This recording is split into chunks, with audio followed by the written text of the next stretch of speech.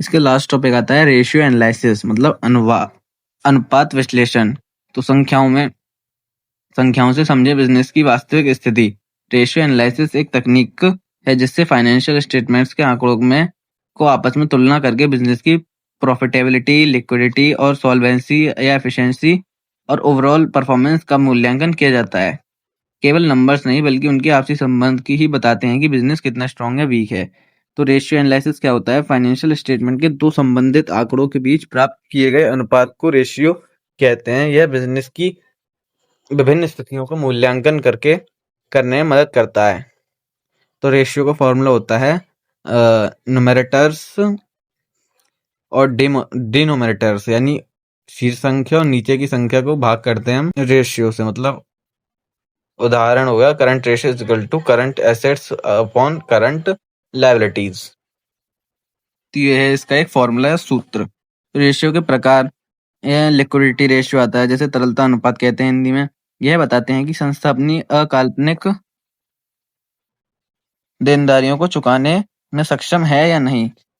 इसका फॉर्मूला होता है current ratio is equal to current assets upon current liabilities. Second आता है इसका सॉल्वेंसी रेशियो, यानी घनित्व वहन क्षमता अनुपात। यह बताते हैं कि संस्था अपनी दीर्घकालीन देनदारियों को चुकाने में सक्षम है या नहीं। इसका फॉर्मूला होता है debit to equity ratio is equal to total डेब्ट अपॉन शेयर होल्डर्स इक्विटी। इसका थर्ड टॉपिक आता है प्रॉफिटेबिलिटी रेशियो, यानी लाभप्रदता अनुपात। यह बताते हैं कि संस्था कितनी कुशलता के साथ काम कर रही है। इसका फॉर्मूला होता है gross profit ratio is equal to gross profit upon net profit, या फिर net profit ratio is equal to net profit upon net sales. ठीक है। और इसके बाद आता है एक्टिविटी रेशियोज, यह क्रियाशीलता अनुपात। यह बताते हैं कि संस्था अपनी एसेट्स का उपयोग कितनी कुशलता के साथ कर रही है। इसका फॉर्मूला होता है stock turnover ratio is equal to cost of goods sold upon average stocks. इसके बाद आता है पूंजी संरचना अनुपात, यानी कैपिटल स्ट्रक्चर रेशियो। यह बताते हैं कि संस्था में डेब्ट और इक्विटी का संतुलन कैसा है। डेब्ट to capital ratio is equal to total डेब्ट upon total capital. Investment ratio, निवेश प्रतिफल अनुपात। यह बताते हैं कि निवेश पर कितना प्रतिफल प्राप्त हुआ है। Return on investment. Net profit upon total investment is into 100। तो ये था इसका लास्ट टाइप। इसके बाद आता है रेशियो का सही अर्थ निकालने के लिए ट्रेंड एनालिसिस और कंपैरिजन, यानी इंडस्ट्री एवरेज या प्रोविजन ईयर करना आवश्यक है। इसके बाद आता है रेशियो एनालिसिस की प्रक्रिया। सबसे पहला स्टेप होता है फाइनेंशियल स्टेटमेंट, यानी बैलेंस शीट और प्रॉफिट एंड लॉस अकाउंट के आंकड़े लें। उसके बाद आवश्यक रेशियो से के फॉर्मूला के अनुसार गणना करें। फिर रेशियो को प्रीवियस ईयर बजट या इंडस्ट्रीज एवरेज से कंपेयर करें।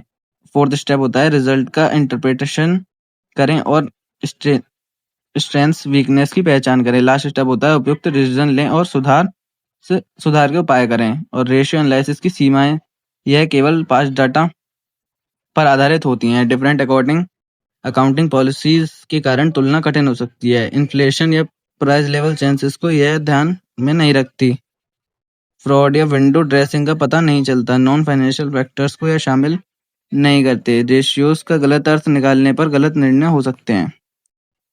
इसकी इंपॉर्टेंस है बिजनेस की वास्तविक स्थिति का पता चलता है। परफॉर्मेंस का मापन और तुलना करने में मदद, कमजोरियों की पहचान और सुधार के अवसर मिलते हैं। निवेशकों, लेनदारों, प्रबंधन के लिए उपयोगी जानकारी प्रदान करती है। फ्यूचर प्लानिंग के सही निर्णय में सहायता करती है।